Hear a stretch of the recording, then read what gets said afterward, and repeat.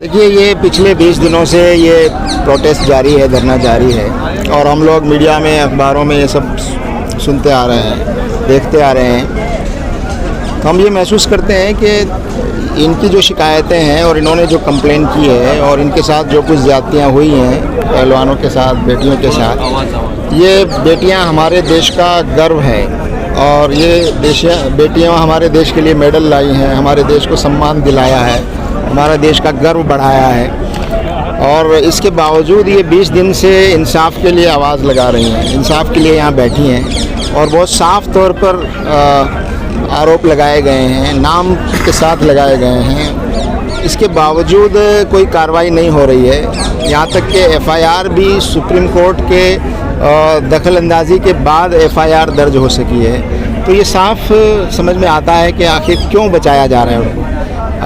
एक आम आदमी के साथ अगर ऐसा हो, एक आम आदमी ऐसा अपराध करता है तो उसको फ़ौरन गिरफ़्तार भी कर लिया जाता है, उसके खिलाफ़ कार्रवाई भी होती है, बल्कि बहुत से बेगुनाहों को भी गिरफ़्तार करके कार्रवाई होती है, आरोप साबित नहीं होते। लेकिन यहाँ इतनी सब चीज़ें होने के बावजूद और ये देश की बेटियाँ धरने पर बैठी हैं, उनके साथ दूसरे लोग बैठे हैं और लोग भी इनका समर्थन कर रहे हैं, लेकिन उस आरोपी के खिलाफ़ जैसी कार्रवाई होनी चाहिए नहीं हो रही है और उसको बचाने की कोशिश हो रही है। तो जमात इस्लामी हिंद जो हमारा राष्ट्रीय संगठन है, सामाजिक और धार्मिक संगठन है, हम यही कहने आए हैं कि हम इंसाफ चाहते हैं और इन बेटियों की जो आवाज़ है और इनकी जो डिमांड है उसको पूरा किया जाना चाहिए, इनके साथ न्याय होना चाहिए और ये संदेश जाना चाहिए कि आगे से ऐसा कुछ नहीं होगा। अभी जो देश का नाम बदनाम हो रहा है, पूरी दुनिया में बदनाम हो रहा है कि एक आरोपी को बचाने की कोशिश हो रही है, एक आरोपी को प्रोटेक्ट किया जा रहा है और ये सब जानते हैं कि क्यों किया जा रहा है, क्योंकि वो एक बहुत ही पावरफुल आदमी है, पॉलिटिकली बहुत स्ट्रांग है और एक ख़ास पार्टी जो सत्ता में है उसको प्रोटेक्शन और संरक्षण हासिल है। तो इससे देश की भी बदनामी हो रही है, सरकार की बदनामी हो रही है। तो हमारा सरकार से यही कहना है कि सरकार इस मामले में जल्दी कार्रवाई करे और इन बेटियों को विश्वास दिलाए कि इनके साथ इंसाफ होगा, इनको न्याय मिलेगा और ऐसे लोग जो इस तरह के कामों में लिप्त हैं उनकी हिम्मत नहीं होगी आगे से कि वो ऐसी कुछ चीज़ें करें। तो यही संदेश देने और समर्थन देने के लिए हम यहाँ एक ट्रेंड नया शुरू हुआ है देश में कि किसी भी ऐसे मामले में जो आरोपी होते हैं उनके समर्थन में पंचायतें शुरू हो जाती हैं। ऐसा ही ब्रजभूषण शरण सिंह के समर्थन में हो रहा है। ये और भी ख़तरनाक ट्रेंड है जो हमारे देश में चल पड़ा है कि अब अपराधियों और आरोपियों को बचाने के लिए भी जो है वो होती हैं, आपकी पंचायतें होती हैं, उनके समर्थन में जुलूस निकाले जाते हैं। तो ये बहुत गलत ट्रेंड है और हमारा देश और हमारा समाज एक तरह से गलत रुख पर जा रहा है और ये इसलिए होता है कि जब ऐसे अपराधियों और आरोपियों को सरकारी और राजनीतिक संरक्षण जब हासिल होता है और उनको लगता है अपराधियों को कि हम कुछ भी कर लें हमारे खिलाफ़ कार्रवाई नहीं होगी, कानून सिर्फ कमज़ोर लोगों के लिए है, ऐसे शक्तिशाली लोगों का कानून कुछ नहीं बिगाड़ सकता। ये जब गलत संदेश देश में जा रहा है तो इससे अराजकता फैलती है, इससे विश्वास कम होता है लोगों का सरकार में, कानून व्यवस्था में।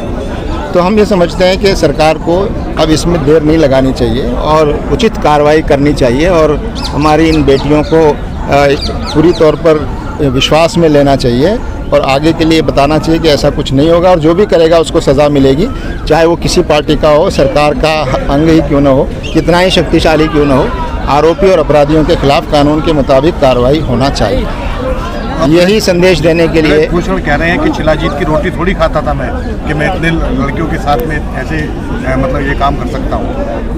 बहरहाल इस पर कोई हम कमेंट नहीं करेंगे, हम इसको ज़रूरी भी नहीं समझते, लेकिन हमारी निगाह में जो आरोप लगाए जा रहे हैं वो बहुत गंभीर आरोप हैं और वो आरोप निराधार नज़र नहीं आते, उसके पीछे आधार नज़र आता है। हमारी ये बेटियां जो हैं कोई भी अपनी इज़्ज़त को दांव पे लगाकर इस तरह से पब्लिक में नहीं आता। अगर ऐसा कुछ हो रहा है तो ये बहुत गंभीर मामला है और सरकार को इसे उसी गंभीरता से लेना चाहिए, चाहे वो उनकी पार्टी का आदमी है तो भी उसके खिलाफ कार्रवाई होनी चाहिए। जो आरोपी है भाजपा सांसद ब्रजभूषण शरण सिंह, वो उन्होंने अपना जो पुलिस के सामने बयान दिया है, उन्होंने कहा है कि जितने भी आरोप लगे हैं वो बेबुनियाद है, गलत है।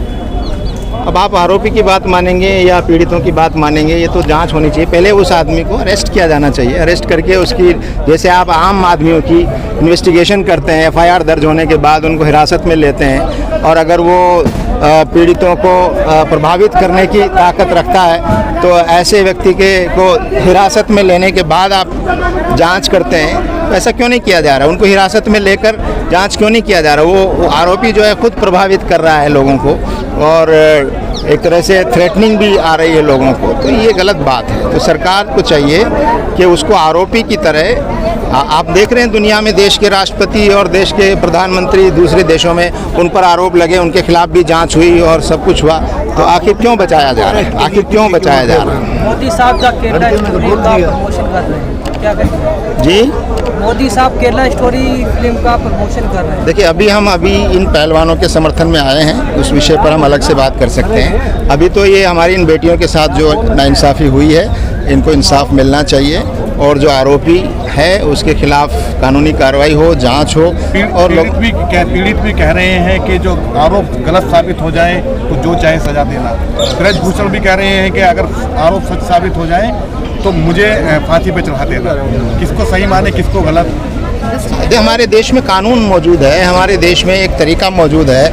आरोप लगते हैं, FIR दर्ज होती है और इन्वेस्टिगेशन होता है, और अगर कोई आरोपी शक्तिशाली है तो उसको वो प्रभावित कर सकता है जांच को, तो उसको गिरफ्तार करके और हिरासत में उसकी इन्वेस्टिगेशन होनी चाहिए। आखिर इनके साथ इतना विशेष व्यवहार क्यों किया जा रहा है और इनको इतनी छूट क्यों दी जा रही है? जब आरोप इतना संगीन है तो इस आरोप की जांच भी होनी चाहिए, और जांच से पहले जांच निष्पक्ष हो, इसके लिए ज़रूरी है कि उनको पहले हिरासत में लिया जाए और उनके साथ उसी तरह इन्वेस्टिगेशन हो जैसे किसी और आरोपी के साथ इन्वेस्टिगेशन किया जाता है। तो ये साफ नज़र आता है कि यहाँ एक राजनीतिक संरक्षण उनको प्राप्त है, और वो कितने शक्तिशाली है आरोपी, ये भी इससे नज़र आता है। मगर इससे देश की बदनामी हो रही है, इससे समाज की बदनामी हो रही है, और हमारे देश में न्याय के प्रति और सरकारों के प्रति विश्वास जो है वो कमज़ोर हो रहा है। इस्तीफे की बात पर उन्होंने कहा था कि मोदी, शाह या नड्डा अगर कहें तो मैं इस्तीफा दे दूँ। क्या नैतिकता कोई चीज़ होती है कि नहीं?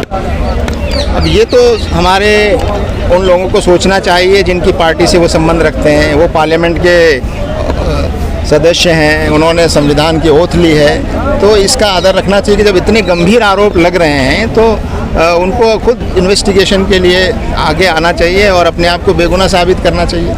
ऐसे ही आरोप मीटू मूवमेंट चला था तो MJ अकबर पर लगे थे, उन्होंने तो इस्तीफा दिया था। खैर, हम ये नहीं कहते कि कौन इस्तीफा दे न दे, लेकिन सरकार को चाहिए कि इतने संगीन आरोपों के बावजूद किसी व्यक्ति को पद पे बनाए रखना और उसके खिलाफ VIP जैसा व्यवहार करना, और इतनी छूट उनको मिली हुई है, ये बहुत ही गंभीर बात है, और ये हम सब के लिए, पूरे देशवासियों के लिए ये चिंता की बात है। एक और बात, आखिरी सवाल है। उन्होंने कहा था कि एक बाबा है और एक उद्योगपति है, ये सब षड्यंत्र कर रहे हैं मेरे खिलाफ। ये सब जांच एजेंसियों का काम है। जांच एजेंसियां देखें और जो बातें कही जा रही हैं उनमें उनकी उसको जांच करें वो।